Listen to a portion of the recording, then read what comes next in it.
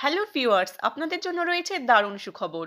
নায়িকা হয়ে ছোট পর্দায় কামব্যাক করছেন ভূতু, অর্থাৎ আরশিয়া মুখোপাধ্যায়। ভূতু সিরিয়ালে অভিনয় করে দারুণ জনপ্রিয়তা পেয়েছিলেন শিশু শিল্পী আরশিয়া মুখোপাধ্যায়, যাকে বলে খ্যাতির শিখর ছুঁয়েছিলেন তিনি।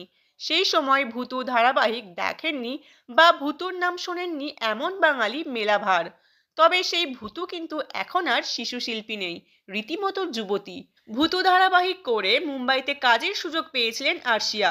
কয়েক বছর সেখানে কাটিয়ে ফের কলকাতায় ফিরে আসেন তিনি। অভিনেত্রীকে ছোট পর্দায় শেষবারের মতো দেখা গিয়েছিল শ্রীকৃষ্ণ ভক্ত মীরা ধারাবাহিকে। এরপর পড়াশোনার জন্য অভিনয় জগৎ থেকে বিদায় নিয়েছিলেন তিনি। টানা 3 বছর বিরতি শেষে কামব্যাক করছেন এবার আরশিয়া। আর ভূতুর ভক্তদের জন্য এই খবর নিঃসন্দেহে খুশির। বহুদিন ধরেই ভূতুকে পর্দায় দেখার জন্য অপেক্ষা করছিলেন দর্শকরা, আর এবার সেই স্বপ্ন পূরণ হওয়ার পথে। তবে বাংলায় নয়, হিন্দি ধারাবাহিকে ফিরছেন আরশিয়া।